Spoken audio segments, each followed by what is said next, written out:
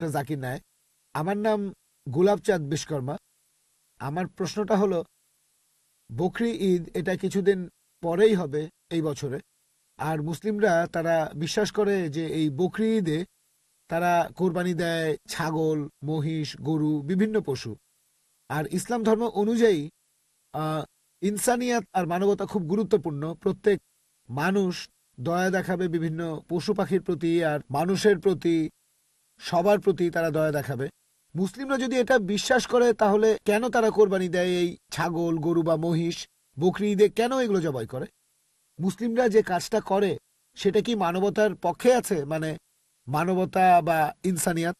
ভাই খুব সুন্দর প্রশ্ন করলেন যে আমরা বকরি ঈদে কেন গরু ছাগল কোরবানি দেই। বকরি ঈদ না হলে কি কোরবানি দিতে পারবো? যে কোনো পশুর কথা বলতে পারো। প্রশ্নটা হচ্ছে ঈদ না হলে কি কোরবানি দিতে পারবো? তারা কোরবানি দেয়, পশু হত্যা করে। আপনাকে আমি প্রশ্ন করছি বকরি ঈদ বাদে অন্য সময় কোরবানি দিলাম, এটার কি অনুমতি আছে? না না, এরকম তাহলে প্রশ্নটা এরকম কেন? তার বদলে ডাইরেক্ট প্রশ্ন করেন আমরা নন ভেজ খাই কেন। ঠিক, আপনার প্রশ্নটা বুঝতে পারছি না। আপনি তো জানতে চাচ্ছেন আমরা নন ভেজ খাবার খাই কেন, মাংস খাই কেন।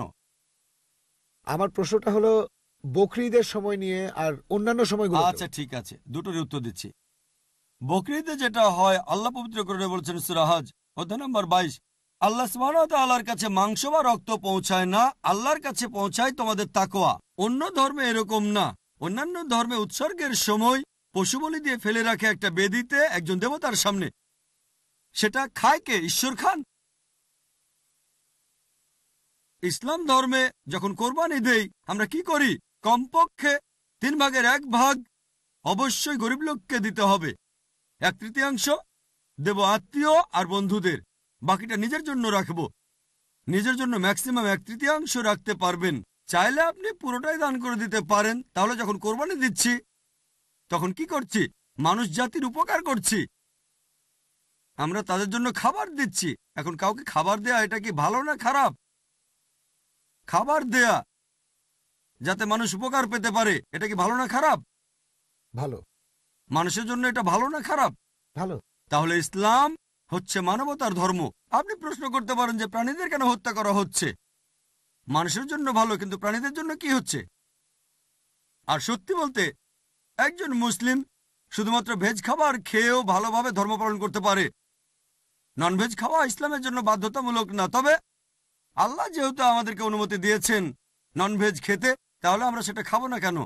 আল্লাহ পবিত্র কোরআনে বলেছেন সূরা মাইদা অধ্যায় নম্বর 5 আয়াত নম্বর 1, সেই চতুষ্পদ প্রাণীর মাংস খাও যেগুলো তোমাদের জন্য হালাল করা হয়েছে। আল্লাহ বলেছেন সূরা নাহল অধ্যায় 16 আয়াত নম্বর 5, তিনি চতুষ্পদ প্রাণী সৃষ্টি করেছেন যাতে করে তোমরা উপকার পেতে পারো এবং তাদের মাংস খেতে পারো। এই কথাটা আবারও আছে সূরা মুমিনুন অধ্যায় নম্বর 23 আয়াত নম্বর 21, যে গবাদি পশুর মধ্যে রয়েছে নিদর্শন, তাদের উদরের দুধ পান করো এবং তাদের মাংস তোমরা খাও। তাহলে যেহেতু আল্লাহ আমাদের অনুমতি দিয়েছেন, তাহলে ননভেজ খাবো না কেন?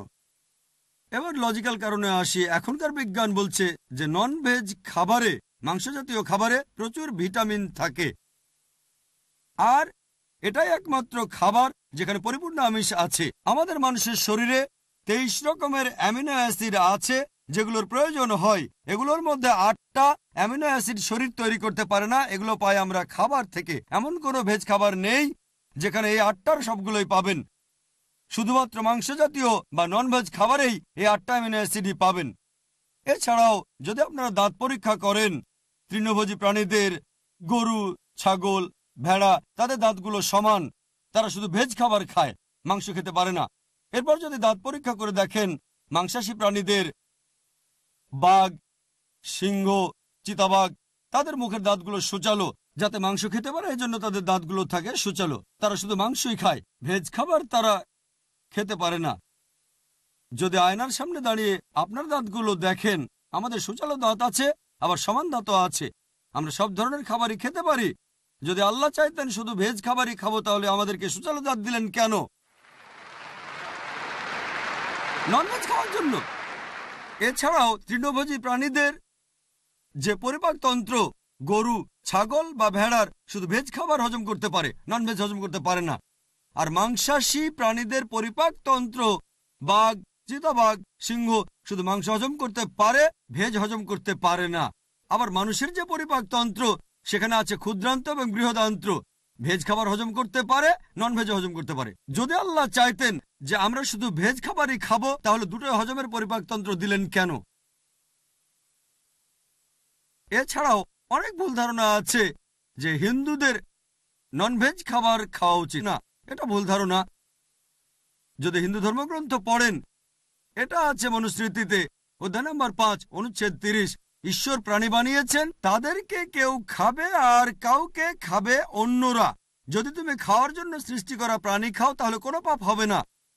মনুস্মৃতিতে আছে অধ্যায় 5 অনুচ্ছেদ 31 যে ঈশ্বর কিছু প্রাণীকে সৃষ্টি করেছেন উৎসর্গের জন্য, সেই ধরনের প্রাণীকে হত্যা করো, কোনো পাপ হবে না। মনুস্মৃতিতে আছে অধ্যায় নম্বর 5 অনুচ্ছেদ 40 যে উৎসর্গের জন্য প্রাণী হত্যা কোনো পাপ নয়। হিন্দু ধর্মগ্রন্থে এরকম আরো অনুচ্ছেদ আছে, বেদেও আছে যে মুনি আর ঋষিগণ নন ভেজ খাবার খেত, তারা গরুর মাংস খেত। মহাভারত পড়লে দেখবেন অনুশাসন পর্ব অধ্যায় নম্বর 88। পাণ্ডবদের গল্পটা তো জানেন। পঞ্চপাণ্ডব 5 ভাই, সবচেয়ে বড় ভাই যুধিষ্ঠির, তিনি ভীষ্মকে জিজ্ঞেস করলেন যজ্ঞের সময় কি উৎসর্গ করব, পূজার সময়, যাতে আমাদের পূর্বপুরুষেরা সন্তুষ্ট হবেন। ভীষ্ম উত্তরে বললেন, যদি তুমি লতাপাতা আর শাকসবজি উৎসর্গ করো তাহলে আমাদের পূর্বপুরুষেরা সন্তুষ্ট থাকবেন 1 মাস। মাছ উৎসর্গ করলে 2 মাস। যদি তুমি মাংস দাও তাহলে 3 মাস। যদি খরগোশ উৎসর্গ করো তাহলে 4 মাস। যদি ছাগল দাও তাহলে 5 মাস। শূকরের মাংস দিলে তখন 6 মাস। যদি পাখির মাংস দাও তাহলে 7 মাস। হরিণের মাংস দিলে 8 মাস। এভাবে তিনি বলে গেলেন। মহিষের মাংস দিলে 11 মাস। যদি গরুর মাংস দাও তাহলে পূর্বপুরুষেরা সন্তুষ্ট থাকবেন পুরো 1 বছর। আর যদি চাও যে পূর্বপুরুষেরা সন্তুষ্ট থাকবেন একেবারে সারা জীবন, তাহলে ছাগলের লালচে মাংস দাও বা গন্ডারের মাংস দাও। এ কথা কে বলেছেন? ভীষ্ম যুধিষ্ঠিরকে। পুরো তালিকা দেওয়া আছে, শাকসবজি, মাছ, খরগোশ, ছাগল, সবকিছু আছে, মহিষ, গরু। তাহলে হিন্দু ধর্মগ্রন্থ বলছে নন ভেজ খাওয়ার অনুমতি আছে। হিন্দুরা এখন এগুলো মানে কারণ তাদেরকে প্রভাবিত করছে অন্যান্য ফিলোসফি, যেমন অহিংসা। এখন হিন্দুরাও এটা পালন করে। আর যারা এই অহিংসা নীতি মেনে চলে যে নন ভায়োলেন্স, জীবিত প্রাণীকে হত্যা করা যাবে না, যদি একজন মানুষ কোন রকম প্রাণী হত্যা না করে টিকে থাকতে পারে, আমি সেটার পক্ষে আছি। এখন তারা বলে প্রাণী হত্যা করা এটা খুব বড় পাপ, কারণ এটা হচ্ছে জীবন, জীব হত্যা করা নিষিদ্ধ। এখন বিজ্ঞান উন্নত হয়েছে আর আমরা জানতে পেরেছি যে গাছপালারও জীবন আছে। তাহলে ভেজ খাবার খেলেও তো জীব হত্যা করছেন। তখন যুক্তি বদলায়, ঠিক আছে আমরা মানছি যে গাছপালারও জীবন আছে, তবে ব্যথা অনুভব করতে পারে না। তাহলে একটা গাছকে হত্যা করা প্রাণী হত্যার চেয়ে কম গুরুতর পাপ। আচ্ছা, তর্কের খাতিরে মানলাম, কিন্তু এখন বিজ্ঞান বলছে আমরা মানুষরা যে শব্দ শুনতে পাই তার কম্পনাঙ্ক 20 সাইকেল পার সেকেন্ড থেকে 20,000 সাইকেল পার সেকেন্ড। এর নিচে বা উপরে হলে আমরা শুনতে পাই না। বর্তমানের বিজ্ঞান বলে যে গাছপালা কান্নাকাটিও করে, কিন্তু সেটা মানুষ শুনতে পায় না।